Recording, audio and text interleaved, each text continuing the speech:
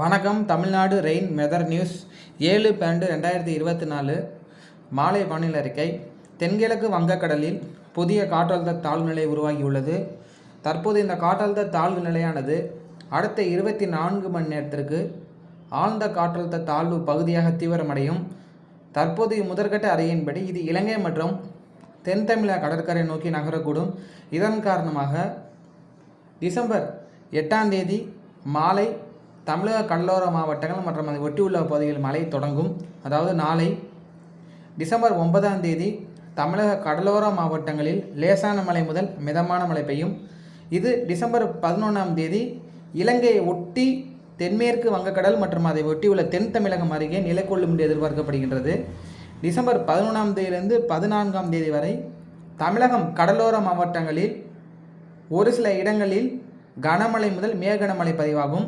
தமிழக கடலோர மாவட்டங்கள் அனைத்து இடங்களிலும் மிதமான மழையும் சற்று கனமழை பதிவாகும். தமிழக உள் மாவட்டங்களில் பரவலாக மழை பெய்யும்.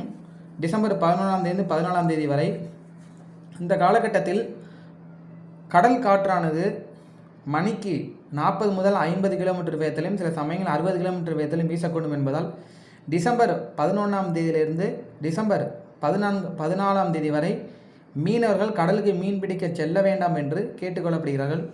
ஆழ்கடலில் மீன் பிடிக்க செல்பவர்கள் டிசம்பர் 10ஆம் தேதிக்குள் கரை திரும்புமாறு கேட்டுக்கொள்ளப்படுகிறார்கள். மேலும் இது தீவிரமடைய வாய்ப்பு இல்லை.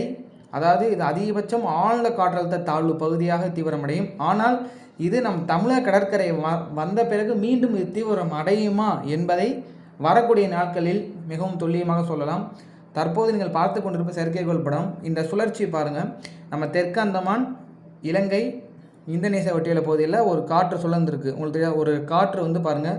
அந்த இடம் மட்டும் உங்களுக்கு இந்த ரவுண்டாக தெரியுதா உங்களுக்கு? இந்த இடம் மட்டும் தெரியுதா உங்களுக்கு? இதுக்கு பேர் தான் காற்றழுத்த தாழ்வு நிலைங்கிறது. ஸோ இந்த மாதிரி இருக்கிறப்ப க்ளவுட்ஸை ஃபுல்லாக இந்த மேலே உள்ளது எல்லாமே க்ளவுட்ஸ் தான். இந்த இங்குள்ள க்ளவுட்ஸ் எல்லாமே இது வந்து தன் கட்டுப்பாட்டுக்குள்ள வச்சுருந்து ஃபுல்லாகவே க்ளவுட்ஸ் தான். இது க்ளவுட்ஸ் தான். இது வந்து பறந்து விருந்திருக்கும். இதுவே தீவிரமடைஞ்சு ஒரு புயலோ இல்லை தாழ்வு மண்டலம் ஆகும்போது இது எல்லாமே இதனுடைய மையப்பகுதி எல்லாம் சுருண்டு இந்த இடத்துல அதிகமாக இருக்கும். ஒரு பால் ஷேப்பில் வரும். இப்போ இது எல்லாமே பாருங்கள் ஃபுல்லாக இருக்கா, ஒரு ப்ராட் சர்க்குலேஷனாக இருக்கா. ஸோ இது வந்து என்ன ஆக போகுதுன்னா, அந்த வரக்கூடிய நாட்களில் அதாவது டிசம்பர் 8ஆம் தேதி டிசம்பர் 8ஆம் தேதி பொறுத்தளவு நாளைக்கு வந்து இந்த தென் கடலோர பகுதியில் மழை தொடங்கிடும். மிதமான மழை இருக்கும் காலையில். ஆனால் இது வந்து டிசம்பர் 11ஆம் தேதி தான் நம்ம இலங்கை கிட்ட வரும். அது அந்த டைம் பார்க்கும்போது டிசம்பர் 11ஆம் தேதி அது இந்த இலங்கையை ஒட்டி வரும். பாருங்கள், இந்த இலங்கையை ஒட்டி வரும். இந்த இலங்கையை ஒட்டி வந்து இந்த தென் தமிழக கடற்கரை மற்றும் இந்த டெல்டா ஒட்டியுள்ள பகுதியில் வரும்பொழுது என்னாகும் அப்படின்னா, ஃபர்தராக வந்து ரெயினோட பேண்ட் வந்து என்ன ஆகும், இன்க்ரீஸ் ஆகும். தெரியுதா உங்களுக்கு? இந்த கிழக்கு காற்று பாருங்கள் டைரெக்டாக வந்து நம்ம தமிழக கடலோர பகுதியில் வந்து வருது. அது உங்களுக்கு நான் காமிக்கிறேன். சரிங்க, இங்கே உள்ள காற்று வந்து இங்கே வருது, ஸ்பீடாக வருது. இந்த இடத்துல சுழற்சி இருக்கிறதுனால இந்த காற்று கொண்டு வந்து இங்கே சேர்க்குது. அப்போ இது ஃபுல்லாக ஈரம் வந்த காற்று. இந்த ஒட்டுமொத்த ஈரப்பதமும் இந்த கடலோர பகுதியில் உள்ளே வரும். ஃபஸ்ட்டு இங்கே பெய்யும் கடலோர பகுதி, அதான் டிசம்பர் 11ஆம் தேதி. அப்புறம் 12ஆம் தேதி கொஞ்சம் உள் மாவட்டங்கள் பெய்யும். 13ஆம் தேதி மேற்கு தொடர்ச்சி தமிழகம், 14ஆம் தேதி கேரளா. இது அப்படியே அரபிக்கடல் போகும். பொதுவாக இப்படி தான் அதனுடைய அமைப்பு இருக்கும். சரிங்களா? ஸோ இதுதான் இப்போதே இது. ஸோ மீனவர்கள் வந்து 10ஆம் தேதிக்கு வரை 10ஆம் தேதியிலேருந்து மீன் பிடிக்க திரும்ப 10ஆம் தேதி இரவே திரும்பிடலாம், மீன் பிடிக்க திரும்பிடுங்க. ஸோ ஏற்கனவே நீங்கள் மீன் பிடிச்சிக்கிட்டு இருந்தால் உடனே அது உடனே கடல்லேருந்து திரும்பிடுங்க. அதுக்கப்புறம் பார்த்திங்கன்னா இந்த நிகழ்வானது வந்து 15ஆம் தேதியோட இந்த நிகழ்வு இருக்கும். அதுக்கப்புறம் 16ஆம் தேதிக்கு அப்புறம் மீண்டும் ஒரு நிகழ்வு வந்து நம்ம தெற்கு அந்தமான் பகுதியில் வருது. தெரியுது உங்களுக்கு? 16ஆம் தேதி அந்த நிகழ்வு வந்து நம்ம பின்னாடி பார்ப்போம். ஸோ இப்போ இது பண்ண வேண்டிய அவசியம் இல்லை. ஃபஸ்ட்டு இந்த நிகழ்வுக்கான மழை வந்து டிசம்பர் 11ஆம் தேதியிலேருந்து 15ஆம் தேதி வரைக்கும். 8ஆம் தேதி ரெயின் ஸ்டார்ட் ஆகிடும் கடலோர பகுதியில். 8ஆம் தேதி அந்த தென் கடலோர பகுதியில் மிதமான மழை இருக்கும். பரவலான மழை அப்படின்னா 10ஆம் தேதியிலேருந்து தான்.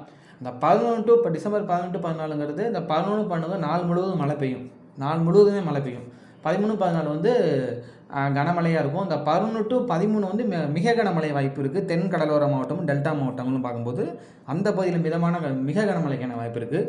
ஒரு சில இடங்களில் அதிகனமழை பெய்யும். அந்த அதிகனமழை அப்படிங்கிறது வரக்கூடிய நாட்களில் இன்னும் துல்லியமாக நம்ம கன்ஃபார்ம் பண்ணிடலாம். அது எப்படி இந்த சிஸ்டத்தோட அமைப்பு எப்படி இருக்குது அப்படிங்கிறது. இப்போ வந்து மிக கனமழைக்கான வாய்ப்பு, ஆனால் கண்டிப்பாக அதிகனமழைக்கான வாய்ப்பு எட்டும் இந்த சிஸ்டம். ஏன்னா நெருங்கும் போது ஃபர்தராக டிப்ரெஷனாக கூட வாய்ப்பு இருக்குடா, காற்றழுத்த தாழ்வு மண்டலமாக மாறலாம். ஆனால் தற்போதைக்கு இல்லை, அது ஆழ்ந்த காற்றழுத்த தாழ்வு பகுதியில் நிலைமையை தான் அடையும்.